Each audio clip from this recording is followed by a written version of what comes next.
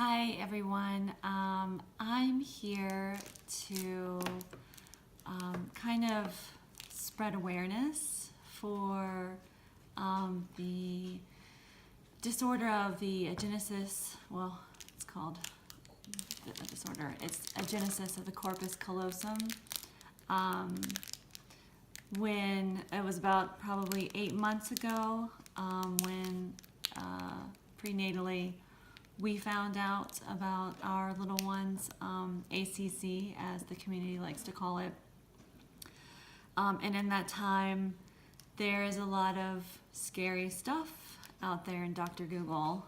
I did find some reassuring groups and a YouTuber who kind of inspired me to put this out there because I mean, there's so much doom and gloom that I was seriously put into a kind of a deep depression for a while, understandably so. Your child was just diagnosed with missing part of their brain, but I wanted or feel compelled to kind of share our story because our story so far is full of sunshine.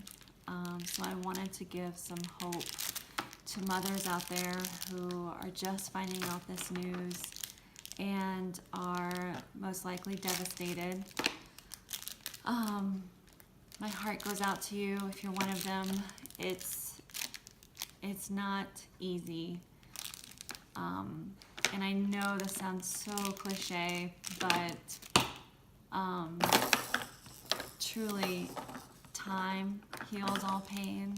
I didn't think I could ever be happy again. But little by little, week by week, it wasn't day by day, it was week, if not every 2 weeks, maybe something got a little bit better. If you can't tell, I've got my little one over here off camera. It got better, and it can get better for you too. I'm not at all here because I'm fairly certain that some of you, depending on where you're at in your pregnancy, have been offered late-term termination because I think that's the definition of it after 18 weeks. Normally, this is something found in the 18-week anatomy scan. I'm not here to tell you which way to go. Everyone has their own personal journey to make. I just wanted to give some hope where there wasn't any for me, it felt like. So you, as a parent, you have to make your decision for yourself, and there's no judgment here. So I'll just start with telling you my story. First, this video, I want to do how we found out about the Agenesis of the Corpus Callosum. I had never heard of that word before. I mean, I remember studying in psychology the brain and actually the Corpus Callosum, but I haven't really thought about that in a decade. We were at a first anatomy scan, went wonderful. The technician told me that I was having a girl, which I was crossing fingers for, and I was over the moon, excited. She didn't say much else to us. She kind of said that, oh, the baby was really active. I need to find, there's something else her brain that we normally look for, and I need to find it. So come back, this was July. Oh my God, that was July. End of July, and she wanted us to come back in October. So we walked away. I was like, baby was jumping around a lot, so we're fine. This was an 18-week scan. And 1920. I came back maybe 2 or 3 weeks later just for a midwife appointment. And the midwife looked at the notes, and she looked concerned and asked me, what did the technician say to us? I said, well, the baby was jumping around and she couldn't confirm something that she was looking for in the brain. The technician was like, okay, this is usually like fine. I don't want you to worry, but I think you should come back sooner than October. She likes to throw things. And so I decided to be like, yeah, nothing to worry about. I won't. So we took another 2 weeks because we didn't think we needed to move around our calendar to just recheck something. And we came back. This was after Labor Day, so now this is early September. And the technician looked at everything again, gave us no indication as to what was in her mind, as I hear is what they have to do. She walked out, and then another midwife who I hadn't met yet walked in, and she said, your baby is missing a part of her brain. We need to send you to a specialist to reconfirm, as they have better technology than we do. Basically what they're looking for at the 18-week appointment is, I have it written down, I found my notes from, what was it, 5, 6, 7, 8 months ago. It's the cavum septi pellucidi. I am only guessing that's how you say it. Cavum, C-A-V-U-M, septi, S-E-P-T-I, pellucidi, P-E-L-L-U-C-I-D-I. I'm no doctor, but from what I've understood, they're looking for some sort of frontal, I'll call it a lobe, because I have no other idea what else to call it. And without that, it's usually a huge indicator that the corpus callosum is missing, aside from other things that could be wrong. It's a brain abnormality. You need to have the cavum septi pellucidi. But the thing is like, when you find out that you're missing the corpus callosum, the cavum septi pellucidi kind of doesn't even matter anymore. They go hand in hand. So really, once you figure out that you just have isolated agenesis of the corpus callosum, which is missing corpus callosum, the cavum, was never going to be there. So now you just have isolated ACC, or, I mean, that's if you don't have any other syndromes.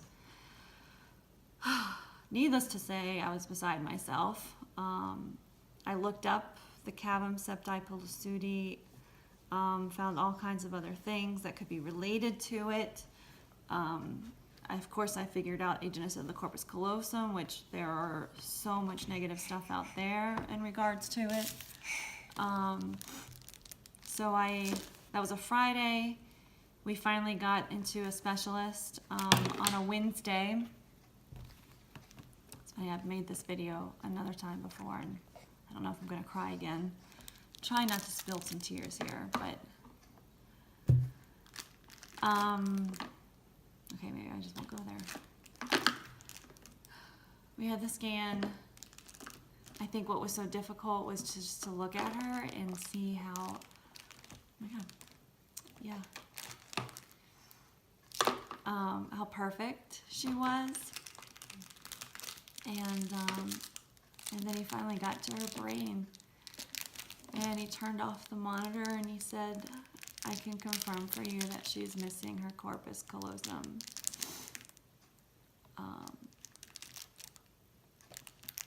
It's not an easy thing to hear. I guess you can relive that moment for the rest of your life, because it's a very scary moment. And if you've just gone through that, I'm so sorry for you. This is not easy.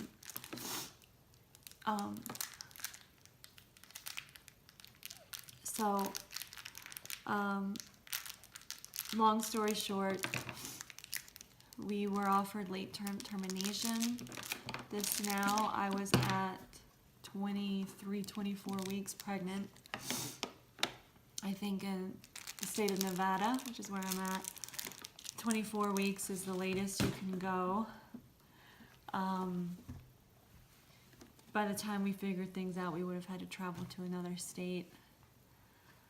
And I'll say, like, it's not like the doctor was all, I would recommend that you get late term termination. He put it on the table, mainly because in his discretion, he was like, there's so many unknown outcomes. She could be on, it's a wide spectrum of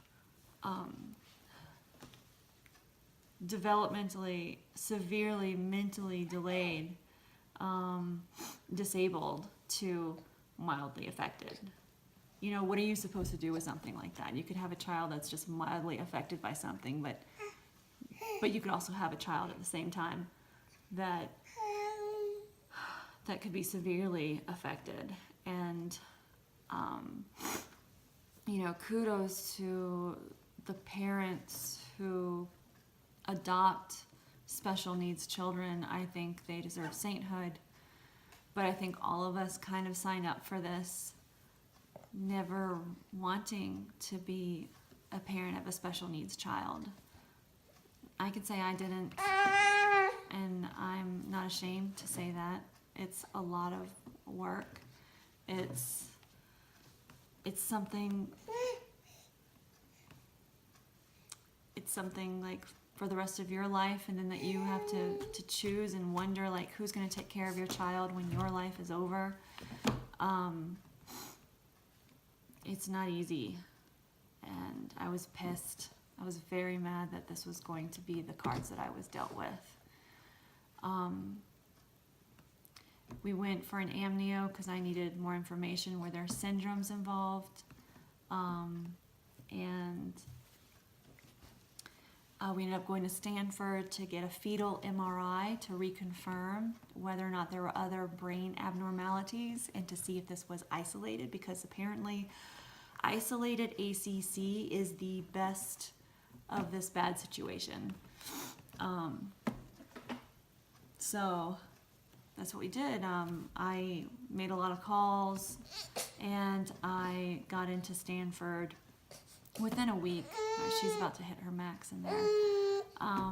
And we were given an 85% chance that she would be neurotypical. So I'm going to end it here. That was just us finding out about her ACC. My next video, I want to introduce you to her, because let me tell you, she turned out perfect. And I may be biased, but she's gorgeous.